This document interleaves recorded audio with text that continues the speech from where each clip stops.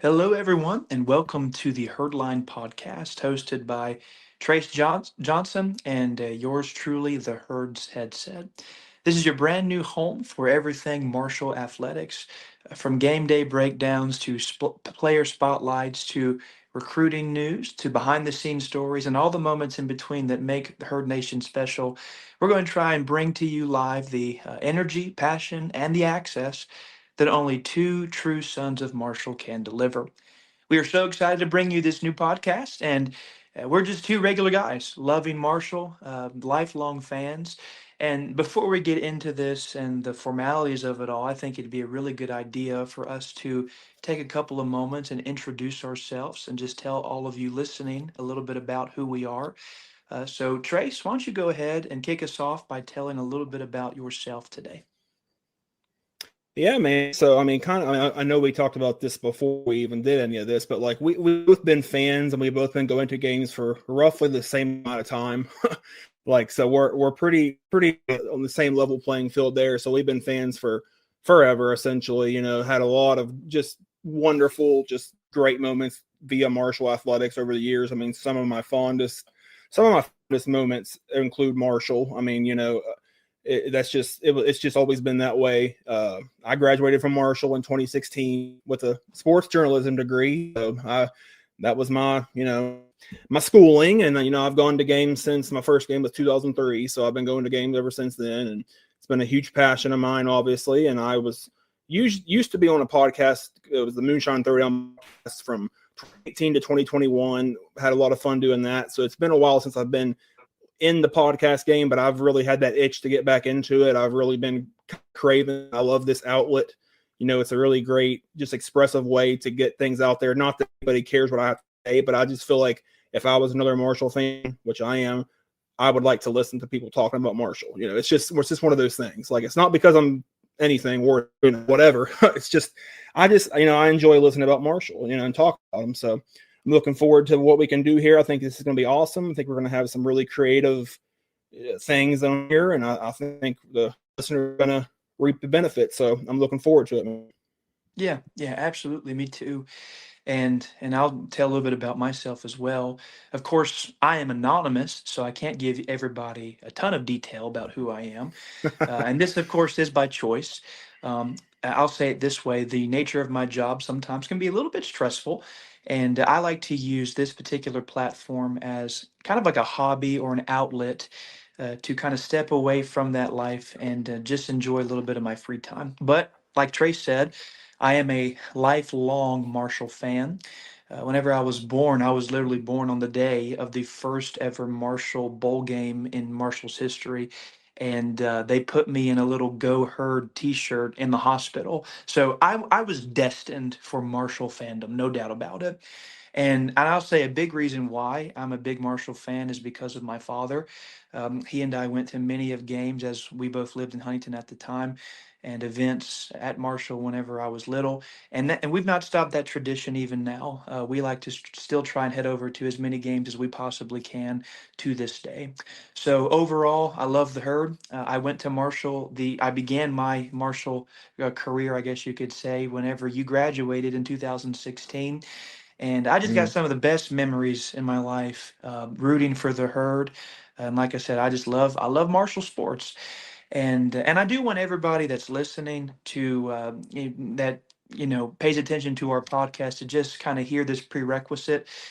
Anything that Trace and I say is never going to be with the intention to try and defend players, coaches, media departments, or anybody else. We're just here to talk about Marshall sports, have a good time, share our opinions, and create more Marshall content. Like Trace said, I mean Yep. that's the ultimate reason why we're here. I'm really proud of Herd Nation, really, over the last 5 years or so, because 5 years ago there was not nearly as much content regarding Marshall as there is now, and so that's awesome to see. I mean, we've got multiple podcasts that are out, multiple sources to where people can figure out what's what's going on. And this, again, is just a little bit more. So, like Trey said, some of you Marshall fans that may be riding to work today, or maybe working out, or maybe just doing whatever around the house and you want some noise in your ear, we could just be a little bit of that content and to get a little bit more about what's going on with the herd. So, with that said, that's a little bit about who we are. And today, Trace and I will be going through a season wrap up of sorts. We've got a full slate of superlatives to hand out here in just a couple of moments, plus some season wide grades at the end of the podcast. It's been an unforgettable year, number one, for Tony Gibson, for starters, and we're very excited to be able to break all of these things down. So we hope that you, the listener, enjoys our conversation today. So, Trace, over to you. Let's get into this thing.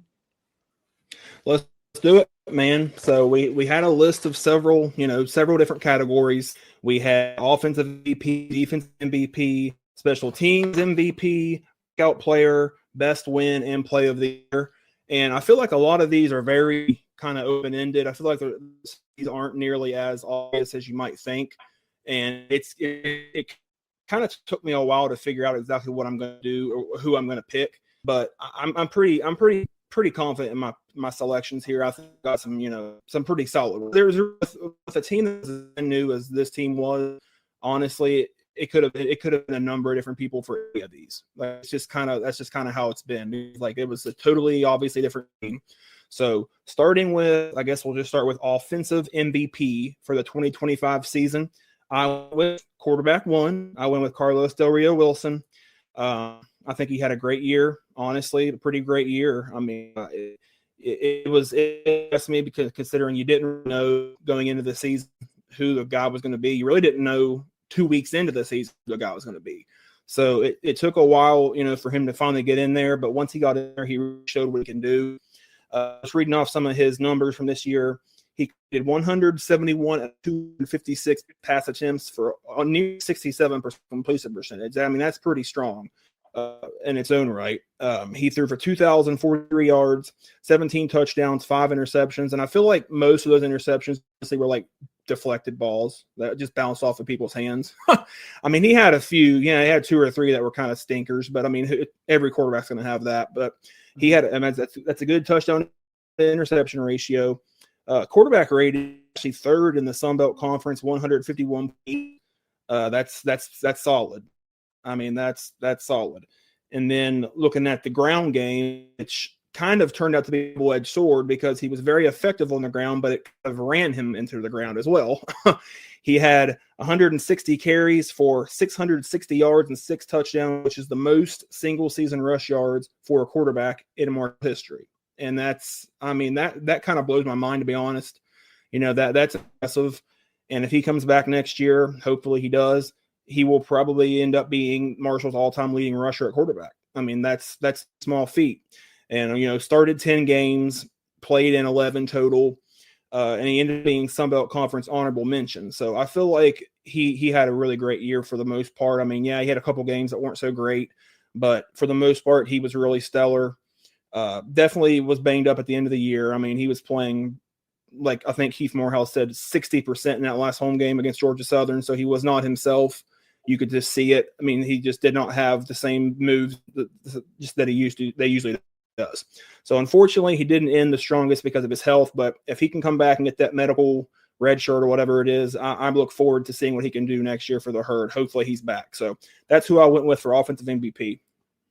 Yeah, good choice. But and I have Carlos in a different spot, but I didn't put him as the offensive player of the year on my end. So whenever I was thinking about who is the best player on our offense, I decided to go the route of just pure talent. And this is, of course, DeMarcus Lacey, Yeah. by far the best wide receiver that we've got. So Lacey, he's just the engine for the Herd, basically for the majority of the season. Every time that he got the ball, there was a big play potential that was about to break out. He had 65 receptions, 769 receiving yards, 5 receiving touchdowns, even rushed for 157 yards on 19 carries. with a total all-purpose yards of 1,133. So keep in mind, those stats aren't world breakers by any means. I think we all can agree with that. But all things considering, the offense was just a very strange. It was strange all season. It seemed like it would Yeah. start and then it would stop. It would go full throttle and then it would sputter. And but I will say, in the midst of all of the uniqueness of the offense this last year, Lacey was just the always consistent guy. If he got the ball, you could always expect him to make something out of nothing. And if you got some space, he was quick enough to run away from you. He was shifty enough to juke you out.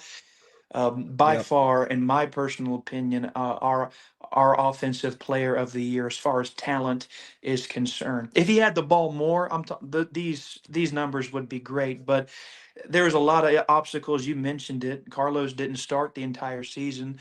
He only started 10 games, and even at that, he was hurt a few times as well. So, and no doubt, if there was more consistency on the offensive side, I think all of those numbers would have just increased dramatically over that time. But DeMarcus Lacey is my offensive player of the year. You cannot go wrong with that. He was an absolute game breaker. I mean, just a phenomenal player, a guy that I hope we can keep, but it's kind of hard to hold your breath anymore about anybody. But I really hope we can keep him. He's a stud. He's a stud. I mean, it's just point blank. So moving on to the defensive side of the ball, this one I feel like is a knockout for both of us. I don't want to speak for you, but I feel like this one's gonna be pretty easy to pick. So my MVP for the 2025 season is none other than Boogie Trotter. Not surprising. I mean, when your first team all conference, that pretty much said it all. I mean, he came on like gangbusters this year, and he just never let up, And for a unit that really had some issues this year, we can't sugarcoat it. They had some issues back in the back end this year. He was a consistent factor every single week. I mean, he was an absolute beast.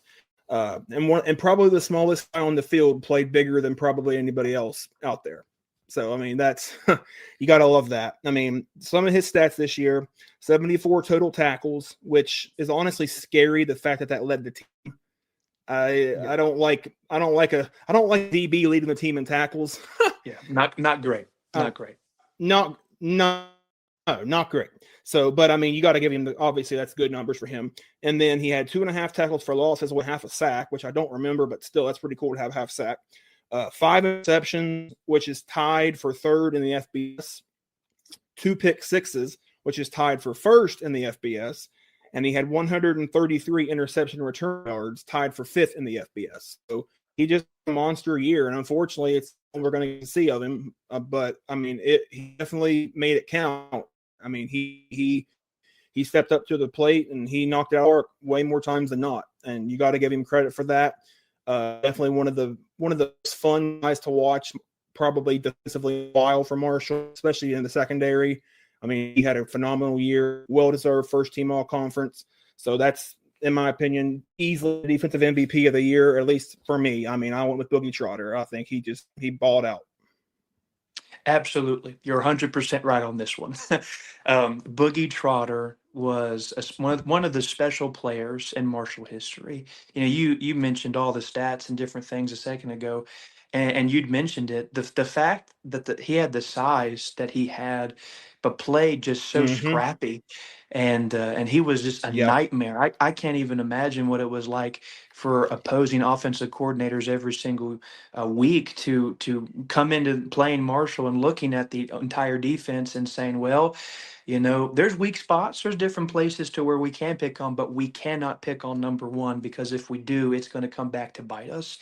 So yeah, Boogie was by far, he was the boogeyman, right? Absolutely, he was, Yes. and he was top notch, best player on the defensive side of the ball, bar none. I do want to say this too. I put this guy on here just kind of like an honorable mention of sorts, but I'd like to give a little bit of credit to Paul Hudson III. He was a bright Absolutely. spot. He was a bright spot on a defensive line, really, that was built not to generate a ton of pressure on the quarterback. The 3-3-5.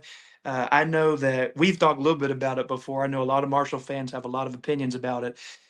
It's Yeah. not my favorite. I've seen some better schemes, but Marshall struggled all season long on getting pressure on the quarterback. But Hudson was able to do some things really that, if you take all of the things into consideration, it really was impressive. 40 tackles, which again, not great on paper. 6.5 tackles for loss, 3.5 sacks overall. Again, in a scheme and a personnel that really struggled on getting pressure on the quarterback. Paul Hudson was double teamed more oftentimes than not. I mean, he Oh was yeah. doubled up on. People knew that he was probably going to be the main guy that would generate pressure every single week. And still, he was able to put up some decent numbers. And I'm very, very glad that we do have him back heading into next season. I was Yes. actually able to speak with his dad a little bit, going back and forth throughout the year. He loves Marshall. He loves to be a part of the herd. And I am so pumped to be able to see Paul Hudson III ball out next year. I wish we had Boogie too, but at least we got Paul Mhm. Hudson. Yeah, I'm right there with you. He would probably be, I don't know if you, I mean, obviously we didn't rank him, but he'd probably be my number 2 on that list. I mean, Yeah. he was a big time game changer. I mean, and just that X6 that he had against Louisiana was enough to put him high on Yeah. the list. That was Oh yeah. one of the best plays probably in years for Marshall's defense. I mean, it was Hmm. phenomenal. But, Absolutely. but yeah, he was sensational in his own right. But moving on to special teams EP. Now, I feel like this one is obviously it's probably going to go to 1-2 people, but it's kind of a crime to only be able to pick one because they were both so great. Honestly, they were, I mean, just excellent, both guys. And I mean, I don't even have to say their names, and you probably already know who I'm talking about. They were both just awesome. But the guy I went with is Lorcan Quinn, first team all conference. Not surprising there when you hear some of these numbers. 38 out of 39 on extra points, and the one extra point that he missed was because of a bad snap, I think, I think it was a bad snap, low snap. Yep. Yep. I think it was one of those last home games. I don't remember which one, but and then he had 21 out of 26 field goals. I mean, 21 out of 26. I mean that just doesn't. I mean, for Marshall, that doesn't happen. And That multiple it from just 50 plus yards. Unbelievable. multiple from 50 plus yards. The Marshall single season record for made field goals in a season, and he led the Sun Belt in made field goals. 4 field goals of 50 plus yards is the MU career record, which is mind blowing, honestly. Second longest made field goal in Marshall history, 55 yards. I think that was against Coastal Carolina, if I'm not mistaken. That was sensational. I was there. Awesome. Oh, that's right, you were. Yeah, Was. Home game yeah. set. Home game 7. That's right. And then he had 101 total points scored, which I didn't really take that into account, but that was tied for 18th in the FBS. He averaged 8.4 points per game, which is third in history. They actually put that out there. And I'm like, man, when you think about it like that kind of is mind blowing because I mean, he's a kicker, like it's not like he's a receiver or a quote unquote skill position player. He's a kicker, and he's out there just putting up amazing numbers. And I will say a little caveat, I would have liked to have seen a lot less field goal attempts. Sure. Absolutely. You know what I mean? Like, and I'm sure I'm pretty sure we'll touch on that later on. Zone offense kind of had some issues this year, and he was leaned on a lot more heavily than he probably wishes he could have been. I would have liked to have seen instead of 26 field goal attempts, maybe like 18 or 19, a little bit less, and then they had punched some of those in the end zone. But all of issues notwithstanding, Lorcan Quinn had an amazing year, and I really, really hope we can keep him because I just feel like there's going to be some major school come throwing stuff at him. I just can't see. I don't know. Obviously, it's not my thing really. But like when you have a year that great, and he was virtually an unknown, heading into the season, nobody even knew his name before the game started. When you have that great of a year, it's going to resonate nationally. And I think that he all that praise and all that, adulation and all that stuff. He deserves every bit of it, and I hope we can keep him. But that was who I went with, although Nathan Totten, beast of a year, punter. Absolutely, and I agree. You could go with Totten, and that would be okay. You could even throw in Turner Bradshaw. He's a great punt returner, although He is. I don't, correct me if I'm wrong, I don't believe he broke one away for a touchdown this season. Still, there's multiple times where he would break loose and get great starting field position for Marshall. Absolutely. Mm-hmm. But when you think about special teams, it's Lorcan Quinn, the Irishman. There's nobody else that has even come close. And you gave all the stats and different things, but I'll just be honest. I do not. I'm a college football fan. All right, I love Marshall, and they're absolutely my number one. But I like to watch all sorts of different games throughout the year. I personally have not seen a better kicker in all of the country. No team, no Power Four, not just G5 or G6, whatever you want to call it these days. Yeah. But I'm talking about the country that is Yeah. better than Lorcan Quinn. I mean, he was solid, and you mentioned it too. His first game was against Georgia. He's played 12 football games in his entire life. And Right. this man is doing things. He's breaking records. I mean, it's Mm-hmm. unbelievable. He is not just a great kicker for Marshall. He is an NFL kicker. All right. By far. And I don't know how everything will unfold. I do know that NIL can be a little bit tricky whenever you deal with overseas guys. And so I don't know if we'll be able to attain him and keep him here. But no matter what happens, no matter where he goes, I guarantee you that he will be playing on Sundays at some point. He is that good. Through 12 games to do what he did, unthinkable, unimaginable, and by far the special teams MVP for this season. No doubt about it. No doubt about it. And that's the thing is that with him too, is it almost felt like he got better as the year went on. Yep. I mean, like in those first, maybe 5-6 games or whatever, he had a couple. I remember talking to my buddy that I sit near. He sits near us at the games, and I said, his accuracy needs a little work because early on he missed a few kicks, but I feel like after the halfway point, I just feel like he didn't miss. I mean, Yep, you're right. You're right. just And I remember too, I think it was Missouri State. mm-hmm. He had missed that chip shot on the Right. right hash, I believe. I mean, it was only like a 20, 25-yard kick and just missed Mm-hmm. it. And I'm thinking to myself, here we go again. Yep. But I think later on in that same game, he nailed one from 40 yards. It's just like, whoa, you know what I'm saying? So, Yep. and there was the inconsistency at the start of the season, but he just got the hang of it. He got the Yeah. practice. I don't know what exactly it was. Maybe coaching from the special team side. I don't know, but he got it and he figured out. And like I said, he's the best kicker in the country, in my personal opinion. And we didn't even mention this. I don't believe there was a single kick return on us this entire season. I don't remember one. I was thinking about that earlier, and I think that there was one. I think it might have been JMU or one of those games towards the end of the year. No, it might have been Georgia State, the road game. I think he might have had a couple shorter kicks because I remember Steve Cotton saying something about he hit that one, but that's like 2 or 3 kicks. You can count them on one hand. You can count them on one hand. Right. And people don't understand that is such an advantage.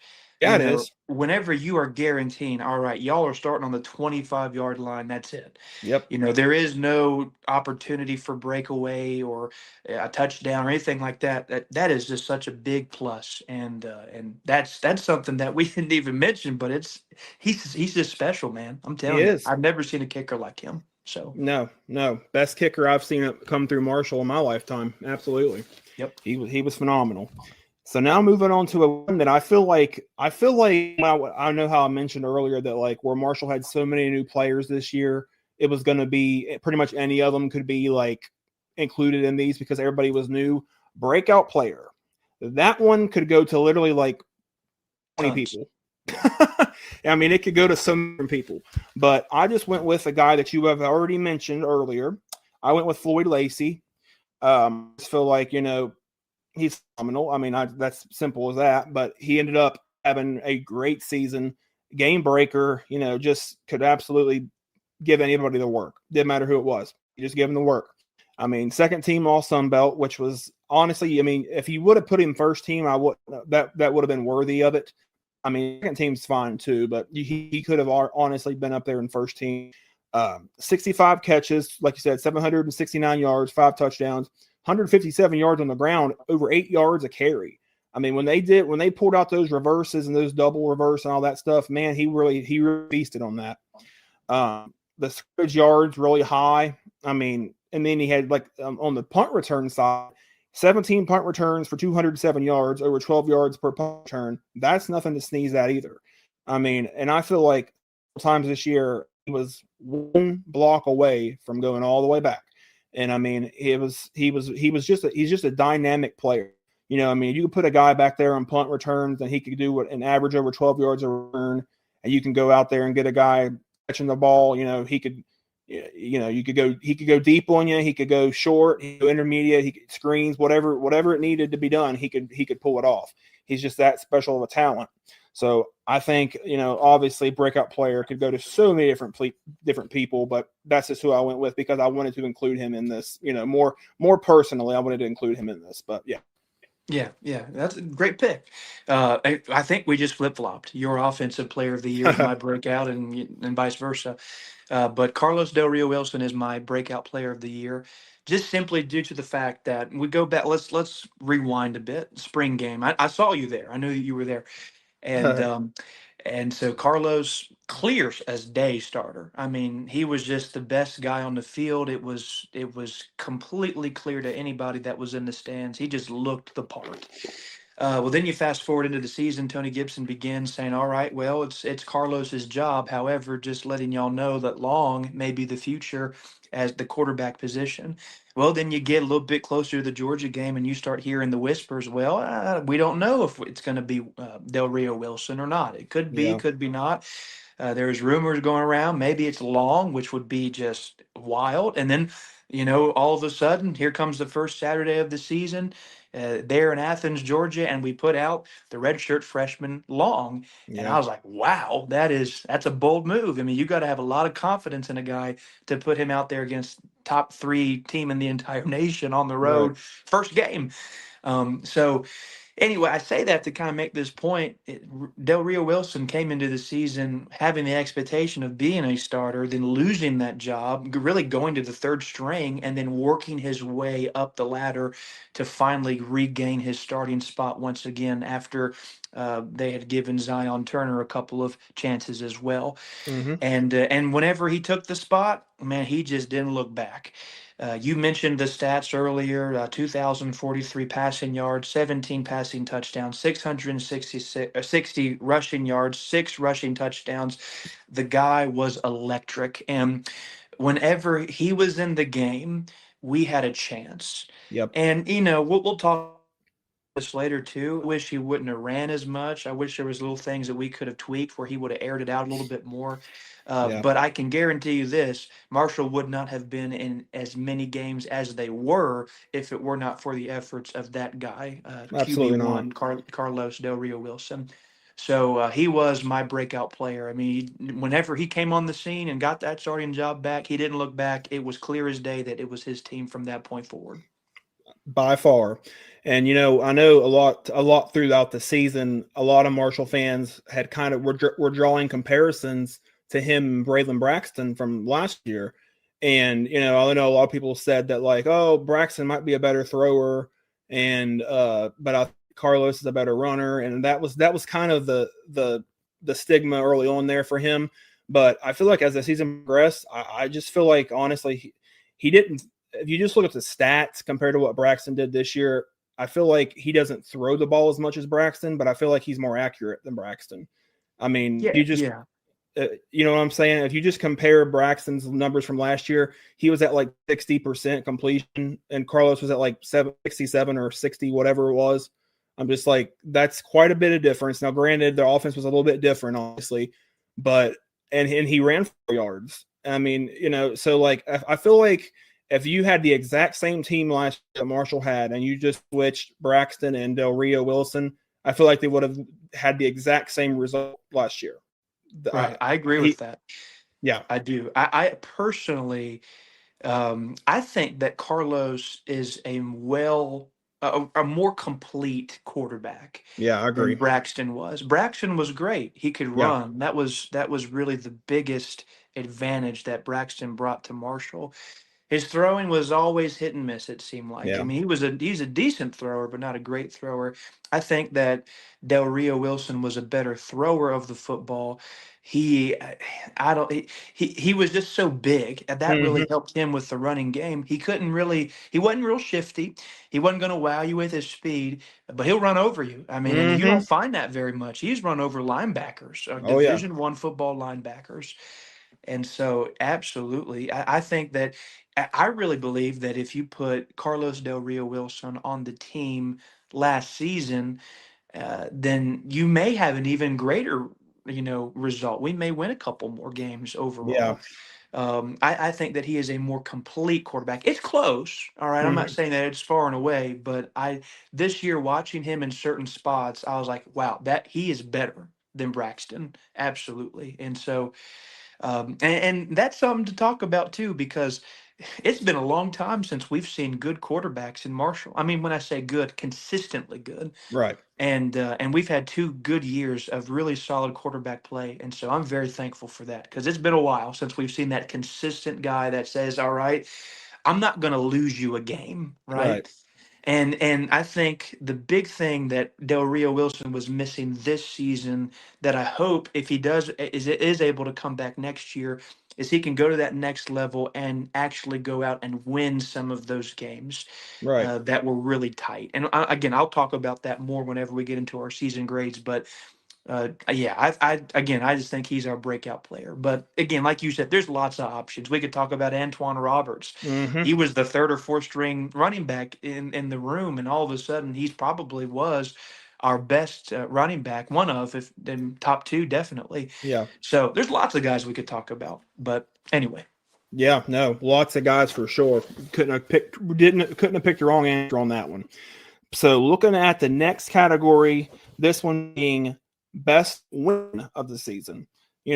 Herd finished 5-7, lost a lot of close games that they shouldn't have lost, but they did get some nice wins in there. They and one in particular, excuse me, is the one that I picked.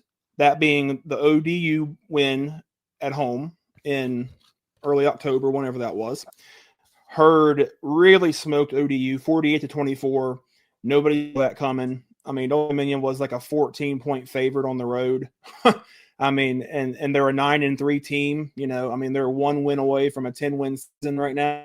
And Marshall really took it to them. I mean, now granted, Old Dominion had some self-inflicted mistakes that they normally don't have. Like they had 5 turnovers in that game, like a couple even like weird special teams turnovers that probably normally happen.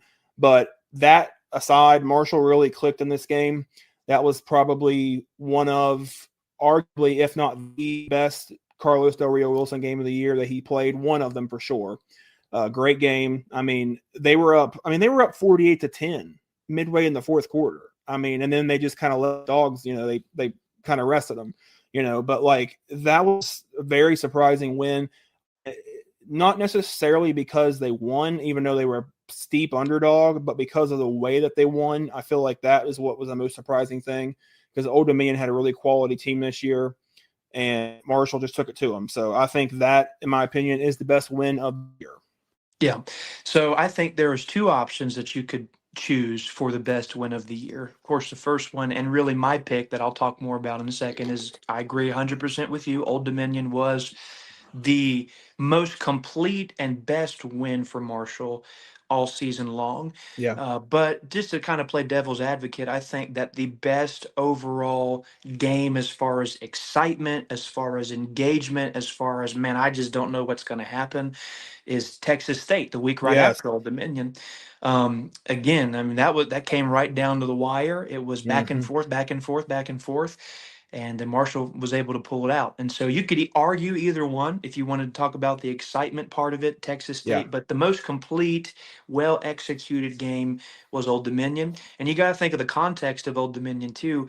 Marshall had just came off what I would say still even is the worst loss of the season is against Louisiana, Yeah. just giving up a huge lead that they had at halftime and losing in the fashion that they did to the third string quarterback. I don't want to even think about it, but No. they're coming off that loss and they've got a lot to prove. And here comes Old Dominion into town. They're firing on all cylinders. Colton Joseph is just lighting the world on fire, Yeah. and they come in and man, Marshall just had an answer for everything. They could not get anything going. Marshall punched him in the mouth there in the first quarter and just did not look back and dominated from start to finish. And so, if we're talking about the most complete best win, it's bar none Old Dominion. I agree, but I also do agree that the most exciting game and win was definitely Texas State. That was a great game. I mean, I was really, really on the edge of my seat for that one. I mean, just high blood pressure for that game. Yeah. Glad they pulled it out. And Texas State was definitely a team that underachieved. I mean, they ended up getting to a bowl game, granted 6 wins, but like that team really could have been a 9-10 ball club. I mean, they were really close. They lost like so many gut-wrenching games, kind of like Marshall did, and to an extent. But I feel like theirs almost even a little bit more gut-wrenching than Marshall's were. They Mhm. so like, but I don't care. They're going to the Pac-12 now. They can do whatever. But Yeah, well, and they had the expectation, if you can remember, coming into they the did season, like, yeah, we're going to win the West. Like, right. that was the goal, that was the thought. And Texas State fans at the start of the season were afraid of Oklahoma State and different people coming and taking their coach. And they ain't Mm-hmm. got to worry about that now. I mean, he'll be there for a little longer, but yeah, like you said, good luck out west. That's right. It ain't gonna get any easier for you. So Nope, definitely not. But that was a great game right there. it was. Moving on to the last category of the superlative. This one was fun to come up with. Uh, Play of the year. Now that's a pretty nice segue from we were talking about Texas State because my play of the year came in that game.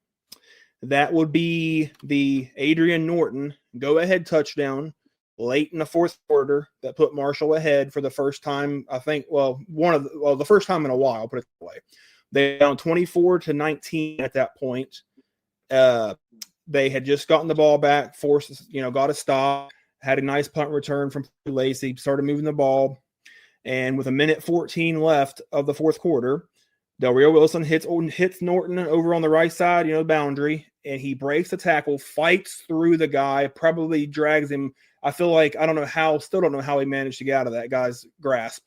And then he dives to the pylon for the touchdown. It was just a very dramatic, drawn-out play. And I remember it's probably like the most like excited that I was the whole season because it was like, holy crap, that was a fun play. And then, of course, the 2-point conversion that followed it was really nice. They tried the Philly special, and Lacey ended up just keeping it himself because Del Rio Wilson was covered. They were going to do the Philly special there, and then of course Texas State went down and kicked a 50-yard field goal or whatever it was to send it to overtime. Marshall ended up winning in double overtime, but none of that would have happened if it wasn't for that Norton go ahead touchdown. And speaking of another, just for a split second, another guy that could have been a breakout player, Adrian Norton, for sure. Could have been. Absolutely. You're right about that. Second team all MAC guy from Akron. He came over and had a really solid year. And I'm thrilled, tickled to death that he's coming back. Me But too. Me too. tickled to death he's coming back. So there was a lot of good plays this year, a lot of memorable plays, but that's the one I remember the most. That's the one I went with. Yeah, my favorite play, and what I believe is the play of the year. Again, going back to what I would say the best game of the year would be in the Old Dominion game. So it's the first quarter, score 0-0, and it's really kind of getting later into the first quarter. And Colton Joseph goes back to pass, and he is intercepted by Defensive Player of the Year, Boogie Trotter, Uh-huh. and he brings that to the house, touchdown Marshall, and from right there onwards, like we talked about a second ago, the momentum was shifted, the fans were in it. The jump was rocking. I mean, it was It an awesome was. environment to be in, and so that was the best play of the year for me because that play ended up setting up the best win of the season, and a Boogie Trotter pick six. I mean, hey, it doesn't get much better than that. So. No, that was a great play. That was one that I had in my mind as well. But that was a great play. Just one of his many standout moments of the year for sure. Mhm. So now we are moving on to one that we're going to probably get a little more in depth with, I feel like, just because of the nature of it. This being season grades. And we're going to look at several different categories here, starting with quarterback play, overall quarterback play, not just one guy. Offense, defense, special teams, coaching, and overall. So I'm very, very interested to see how our grades differ or how they're similar. I'm looking forward to hearing these, how this turns out. So starting with quarterback play, overall quarterback play this year, I went with a B.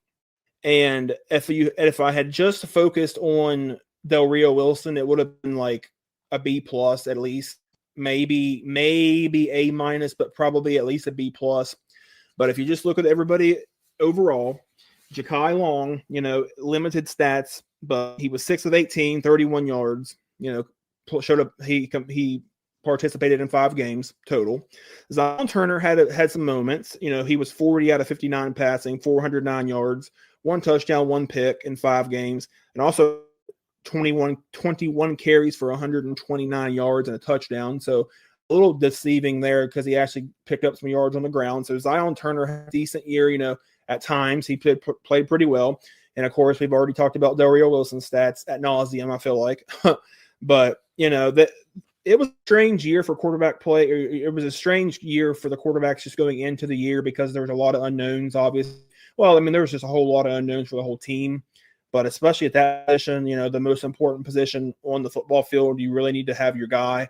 Thankfully, they found their guy because, I don't know if you had kept, hypothetically speaking, if you had Long or Turner as quarterback 1 the whole year, not to disrespect them, but I don't think Marshall wins 5 games.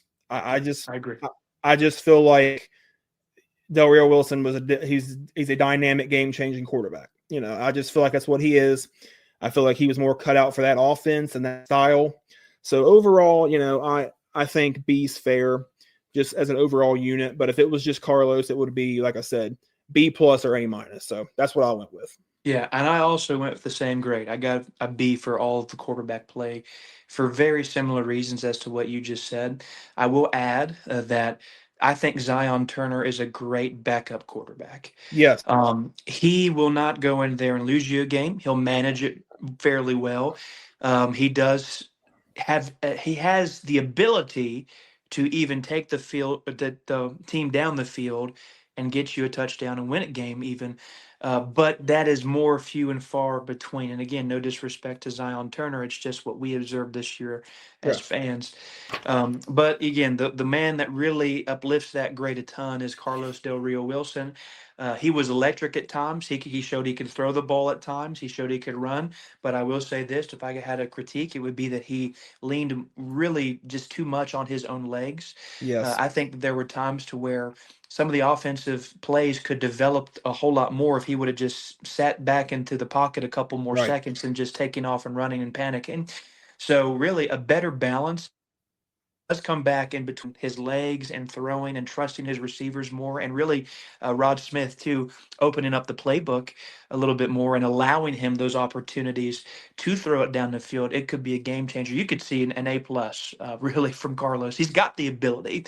Yes. It's just a matter of making the correct decisions, trusting the receivers, and really starting to trust his arm a lot more, because a lot of the reason why he struggled at the end of the year with injuries because he just run too much. You Mm-hmm. got to take those things into consideration whenever you're a quarterback, because if you keep getting hit after hit after hit after hit, it's gonna take a toll.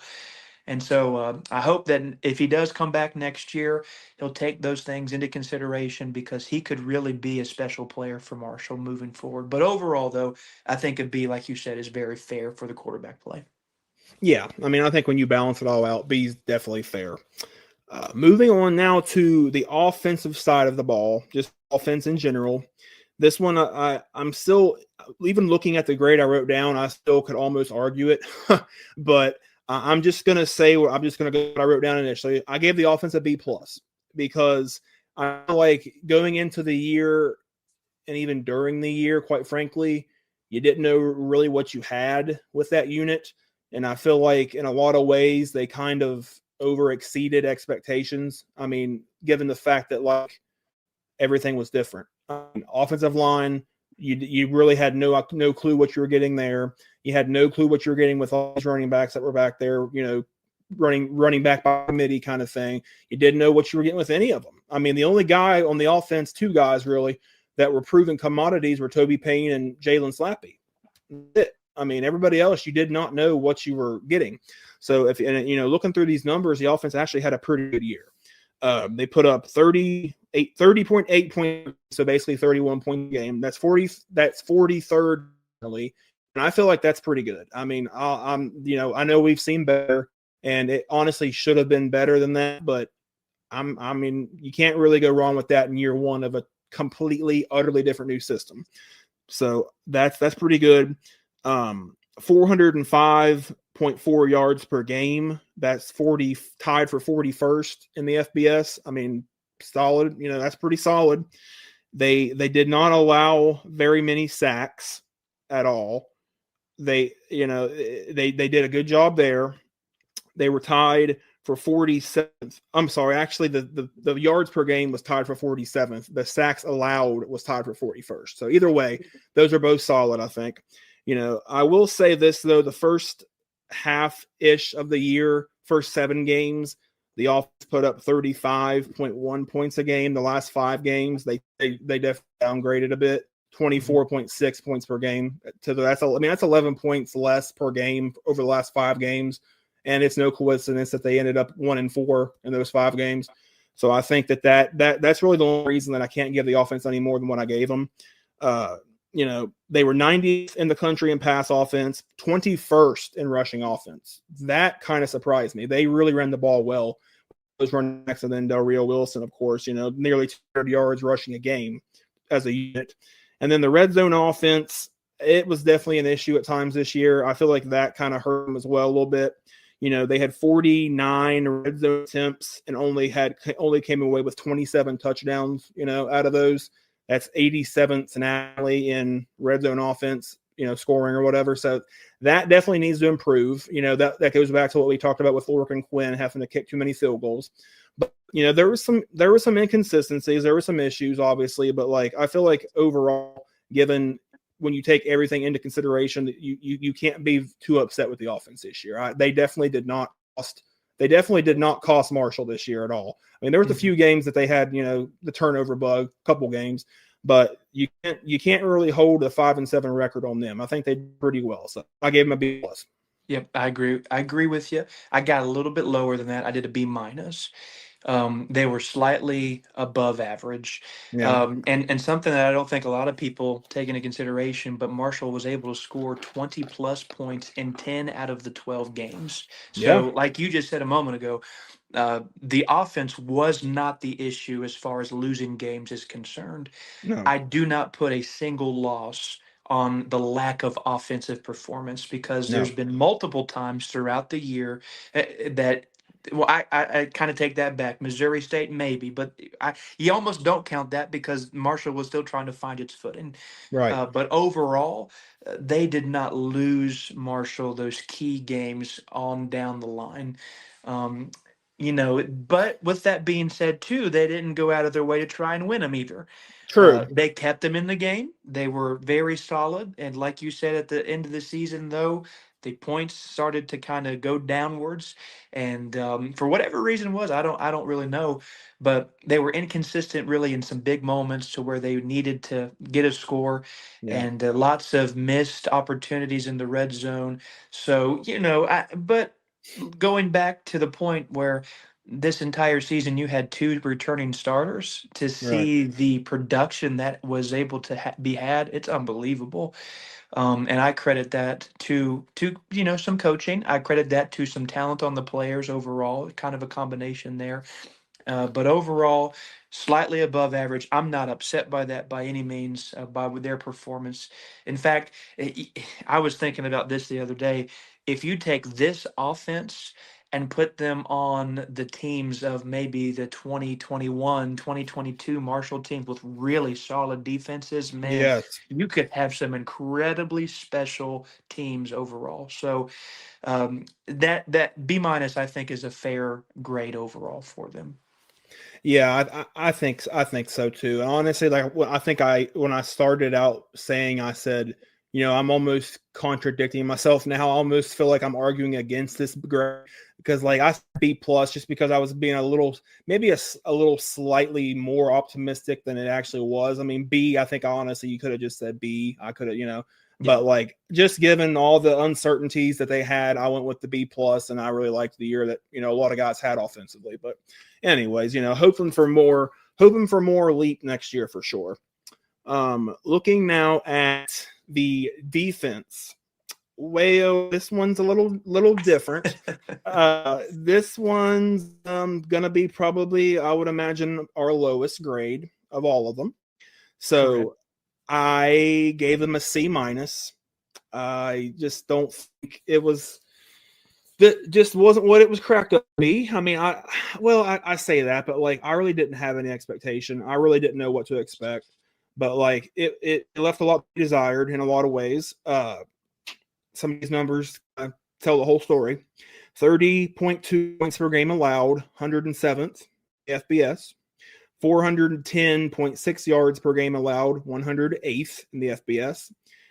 And this number actually kind of surprised me in a good way for sacks, because we've talked all year about how a 3-man front's not going to get you any pressure, all this kind of stuff.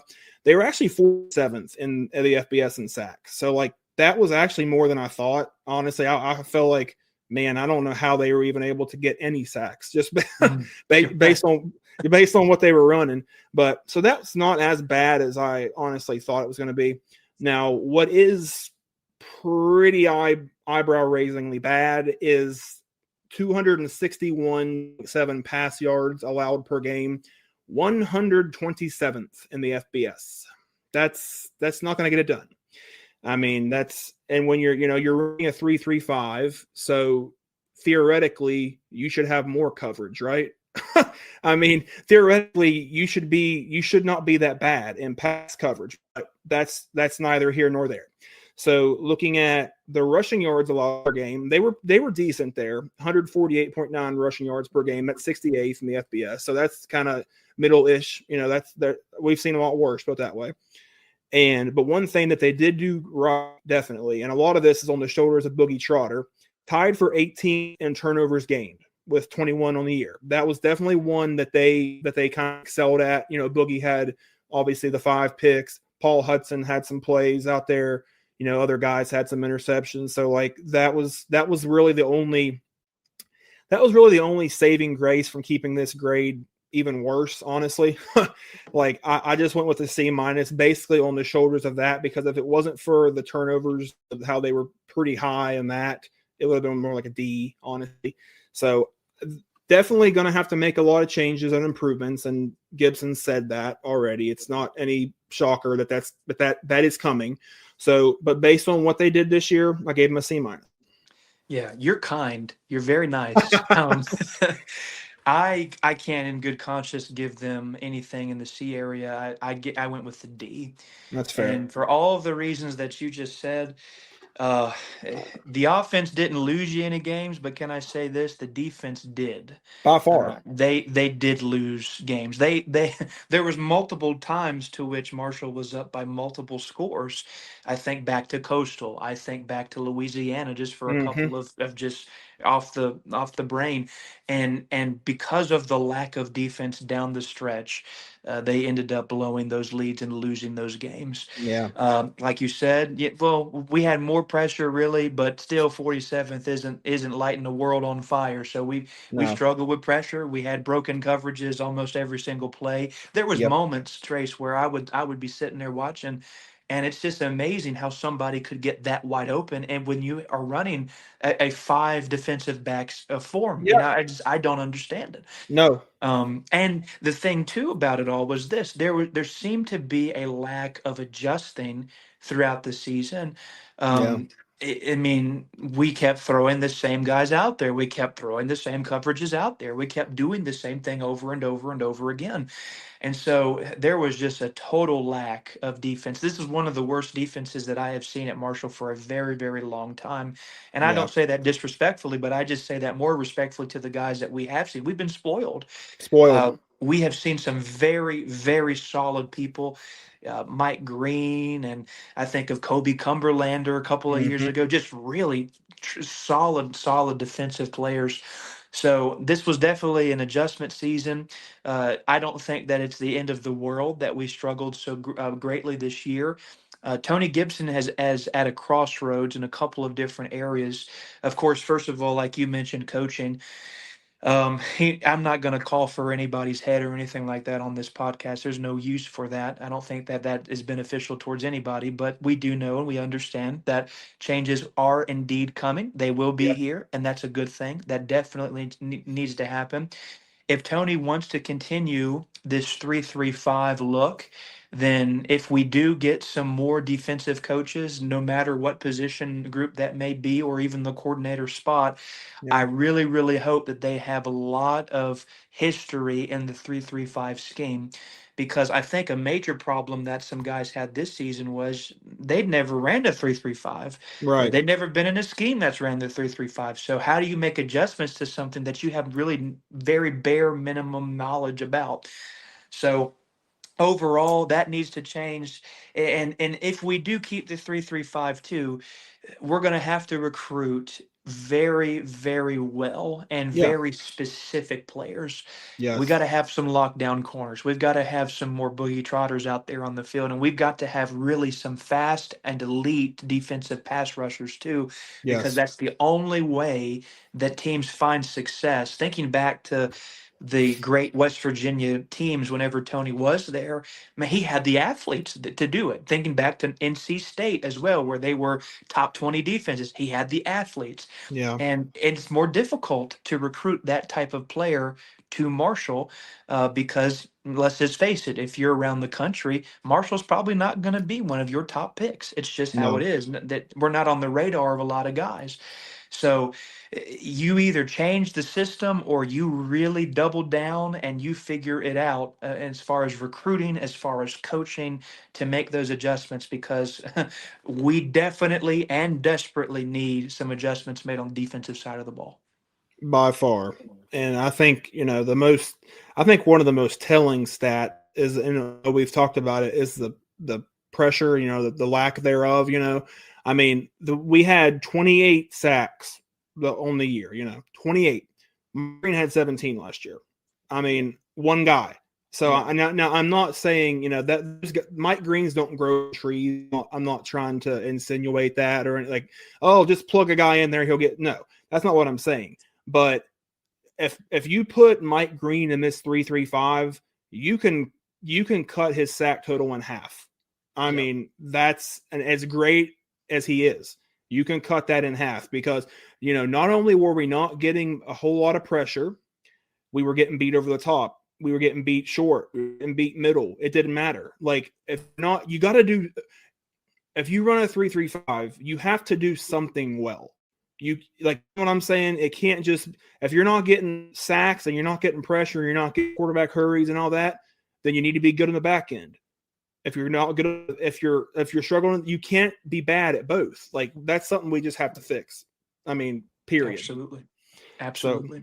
that's that, as they say. So moving on to special teams grade. Now I feel like this one's going to be honor roll right here. I feel like this is an honor roll grade. I gave him an A. I mean, what more can you say than what Lorcan Quinn did and what Nathan Totten did? I mean, I looked at, we already went over Quinn's stats and all that, just a sensational year. Now I wrote down more stuff about Totten because I didn't have him earlier as my MVP, although he could have easily been depending on who you ask. But so looking at Nathan Totten, what he had this year as the punter was nothing short of awesome. I mean, he was great. Second team all conference, which I feel like he could have been first team. I feel like that might have just been like, we're going to have two Marshall specialists on first team. But he was the second team, 45.5 yards per punt, which is a Marshall single season record. And let me tell you, that is no small feat, because just in the time that I've been a fan, which is not nearly as long as most people, that's, 25 years, let's just say. Marshall has had some great punters. They have had some absolute game changer punters. And this guy, his average beat all of them. So that's not a small thing. 3 games with 50 plus yards per average, which is rare. It's just call it like it is. He had 19 punts of 50 or more yards. And it was just, he was so consistent. You could count him every single game. And on kick returns, Marshall, looking at the special team side of things, talking about how, they barely ever let any returnable kicks happen because of how good that Lorcan and Quinn did. They only gave up 21 and a half yards per kick return. So that's really not bad when they did have returns, you know what I'm saying? So like, between when you have specialists that are out there doing what they did, both guys, and then not to mention like the Floyd Lacey's and the Bradshaws and the guys like that were doing really well in the return game, punt and kick. They had a really good special teams year. And you could definitely make the argument that the special teams won them, you could say, multiple games, potentially. Maybe not like 5 games like they won, but they probably won them a game or 2. If Quinn hit some of those field goals, and if Taughton's not flipping the field like he does, they probably lose in a game or 2 more than they did. So you got to give the special teams a lot of credit. I think they had a great year. I gave them an A. Yep, I too gave them an A. There is nothing more that I could ever desire or want from a Marshall fan as far as special teams as what we got this season. Yes. It was perfection in every single aspect of it. So yeah, I got really nothing more to add than what you just said. Every reason that you mentioned is exactly the reason they deserve an A. Well done to the Marshall special teams unit, to the coaching staff, everybody that's involved with them. Let's do it again next year. I was just going to say that. Let's run it back, baby. Let's run it back. So Absolutely. definitely an A. So now we're going to get one that I feel like we really, really need to touch on a little bit, maybe a little heavier than normal. This is the coaching grade for the year. And I feel like, this is going to be a little bit of a double-edged sword, kind of answer. I give him a B. I didn't give him, I didn't go unfair like a lot of fans probably think, oh, give him an F. No, Yeah, I didn't give him an F. That's very unrealistic to give him an F. I gave him a B. First things first, the elephant in the room, 72 players. They had to go in and essentially not discredit any of the players, but it was essentially a patchwork season. They just had to have enough guys to fill a roster. That's what it came down to. They had the least amount of returning production in the country by far. So it's like that in itself. Granted, we did finish 5-7, but easily could have been a 9-win team. Easily, if we finished a few games. So I think, given some of the quote unquote experts and prognosticators, how they were having us just going to be just dreadfully bad, we're competitive every single game. The one game that we had no chance in was Georgia, but that's the SEC champions. What more can you say there? We were in every single game. Yeah, we lost some games we shouldn't have lost, but I think when you look at the bigger picture, there's going to be good come of this season, and I think it's going to start next year. So looking at that, I'm not too upset about it, honestly. But the things that kind of bring this grade down to me is some of the in-game coaching decisions. I didn't necessarily agree with a lot of them. That's it. Gibby, that's his first year as a head coach. So things are gonna happen. He's got to kind of learn things on the fly. Just think back to like Doc Holliday. He had some in-game decisions early on that hurt him. Just point blank, like WVU game in 2010. If late in the fourth quarter, when you're up 8, and you have it 4th and a half a yard from the plus 38, go for it. If you go and you get that first down, so stuff like that. So Gibby had some moments. I know one of the things was the Missouri State game. whenever they at the end of it when they ended up calling that like run pass option when they should have just ran the ball, and then Quinn missed the field goal off the upright, and then they ended up winning the game. If we just could kick the field goal there or go up, add a touchdown, the game's over. So stuff like that. And then there was a couple other things that I was thinking about. Some of the other plays that really kind of hurt them. I mean, App State, whenever Del Rio Wilson got dinged up on that one play and they brought in Turner and they ended up kicking the field goal instead of going for it deep in the red zone, missed the field goal or it was blocked or whatever it was. I don't remember. And we ended up losing the game by 2. So certain things like that where I feel like he wasn't quite aggressive enough. And I feel like that's going to come with more reps, for lack of a better term. So I feel like he'll be okay there. Play calling was a little bit spotty. Certain games, I feel like it was great. I mean, I always think back to that Coastal Carolina game. I really liked the game that they called there until they started turning the ball over every time they touched it.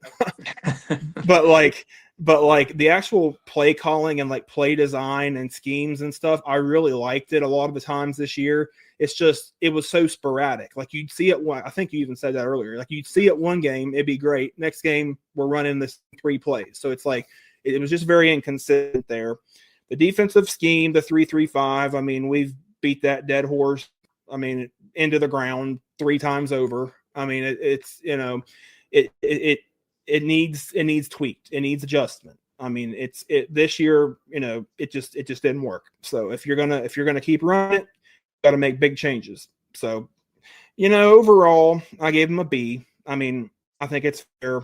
I don't think it wasn't a great year just based on certain decisions, but I feel like you got to give him a little bit of credit, or a lot of credit, maybe even, just because they were kind of dealt a bad hand, to start the year. So that's what I went with.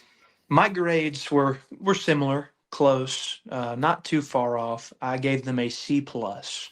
Yeah. And again, Tony Gibson's first season came with a ton of disadvantages, like you had mentioned, almost an entirely new roster, limited resources, didn't get a full season to get his guys in here, really put a ragtag team together. And winning 5 games under those conditions, when all of the experts said that we would win maybe 1 or 2, I Right. give them, hey, that's impressive. That's a good thing. But questionable sometimes were the play calling, like you said, sometimes the decisions as far as, "Oh, why did you do that? Why did you call?" We all will go back to that Texas State game whenever he called the Yes. timeout, and hindsight is a wonderful thing, really helps us out a lot. But just little things like that took place throughout the entire season. It left me questioning and scratching my head. But the reason why I gave them above average is not because really of the coaching performance as it relates to wins and losses. But I am talking more about the fact that Tony Gibson has brought back the culture of Marshall football. Absolutely. If you rewind to where we were a year ago today, um, Marshall football was in a terrible, terrible position. And Terrible. I mean, on the outside looking in, you say, how in the world is that possible? You literally just won a couple of days ago a Sun Belt championship. But I think that you have the same type of mentality that I did. Winning the Sun Belt championship was fun, but it did not feel good. It didn't feel right. It felt Mm. like we had accomplished something great, but at the same time, we had lost our soul in the process of it. Yes. And again, the entire program as a whole just had a lot of people that were here that did not desire to be here, and it was clear as day that they didn't desire to be here. And so then you see Tony Gibson come in, and again, he's beginning to cultivate something that I think is going to be the precedent moving forward. You got guys that do desire to be here, and I know that some people are like, "Well, I don't care if they want to be here or not." But in the day and age of college football that we are dealing with, when you have a team that wants to be here, that is just something that's so special, Yes. especially for a group of 5 team. So that's something that's huge to me, but also just the mentality and the lack of drama overall with the guys and some of the sources that I've heard. Everybody just got along. People Mhm. loved each other. People were there for each other. I mean, this was literally a team, and the team also embraced the community. There was multiple times to which our players had interacted with our fans more so than ever before. This season, I started the player interview series, and that's something that I just couldn't do before with Right. most guys. Most guys wouldn't even give me the time of day. They wouldn't even respond back. And I think it was Marvay Myers that had mentioned, being here is great because we are like celebrities in Huntington. Hmm. And coming from other places, he came from Middle Tennessee State. He didn't have that. And so having guys recognize that, hey, this is a good fan base and this is a good community and this is a Yeah. place that's just special. Um, I think that that is absolutely something that is being cultivated more now than it has in a very long time, even towards the back end of Doc Holliday's tenure. So we're getting back, I think, to the mentality that we had whenever Bob Pruitt was around. Just hard nosed guys, just wanting to win and win for their community, win for their Yeah. school. And because of that alone, I think that that makes you an above average as far as the season, because from what he inherited to where he has brought the culture, Yeah. that is a long way. That's a long, long way. It's a long way, and I feel like on we're on the precipice of really having a breakout year. I truly feel that, like, in my core, and I really feel like that's coming. I mean, I'm not saying, when I say breakout year, I don't necessarily mean like a 12-13 win season, but I mean, that'll come. But I'm just saying we're going to break out next year, and we could, if we ended up doubling our win total, wouldn't surprise me at all. I agree It with you. would not surprise me. I think, that also played into my B grade, is the fact that, like, he has brought the brotherhood back. You know, that's not just a slogan on the front bumper. That's a real thing. He's brought it back, in a short time, and that had been, I feel like Marshall's soul just was not as whole as it is now, the last few years. I feel like the last few years there's just been so much disarray with the football program, even with the athletic department, and as a whole. I feel like there's been a lot of disarray. I feel like everybody now is finally, for the first time in a number of years, finally on the same page. Yes. And I think we will reap the benefits from that. So Yep. that's where I am with that. So, uh, yeah. So now, looking at overall for the season, the overall year, whatever you want to, taking all that in consideration, I gave him a C plus. The team, I gave him a C plus. I mean, you can't, when you end up with a losing record, you can't really give it anything more than that, honestly, or in that C range. I mean, you really can't give it any more than that. But we were, what, 10, 12 points away from being a 9-win team in year one. I mean, so if we close out some of those games, we're looking at a season or A minus season. So there's a very, very fine line between winning and losing this level, obviously. And we still have to learn that, I think. And I feel like a year under our belt, we're going to be fine. Next year, I think we're going to see a big difference. So overall, for the whole season, I mean, this is based on results a lot. It's not just about the fact that, we really appreciate that they're here and they care. That's an important factor. But when you take it all into consideration, including results, a C plus. Yep, I gave them a C just straight up. And a lot of the reason is because when you do go 5-7, it is very difficult to even give you a baseline of being average whenever your Yeah. results were below average. But speaking on all the things that I just talked about, the kind of sentimental part with the culture, but also the biggest part with the total rebuild of the entire roster, Yeah. they did things that they were not really supposed to do on paper. So overall, an average record as or an average grade, I believe, is what they deserve. But the foundation that was set from this team is something that can be built off in the future. And so I will always have very fond memories of this 2025 Marshall football team because this is the beginning of something that is going to be wonderful eventually. It just takes time. And I think that in the meantime, we're just going to really have to trust Gibson. I know that a lot of fans they can be a little bit, can I say, negatively passionate. I can put it that way. You could say that. Yeah, you could say something like that. And they're already calling for Gibson's head. I saw somebody put on social media that he's on the hot seat already, and I'm just like, guys, He's got give a the man a 6-year little bit of deal. time. Yeah, give the man a little bit of time, and no matter what, he's going to be here for another 5 years because we're not going to buy out that contract. So, Mm-mm. buckle in. Let's try and support the man and not just try and beat him over the head for 5 years straight. But what was built this season, again, it's not the result that we desire. It's not the result that a lot of us maybe even expected as we saw Marshall's, coming into getting into the groove and coming to their own selves and whatnot. However, it is what it is. Um, but there is some hope for next season. And we'll just have to see what Gibson does here in the portal, getting some more guys in, how he'll develop some of the players that are staying. And thank goodness that really a good core of those guys are staying too. I've Yes, seen a lot more announcement of I'm staying rather than I'm leaving, which is so encouraging because it wasn't this way last year. So lots to be excited about. And I think there is a bright future ahead for the herd in 2026. Yeah. no doubt, man. All right.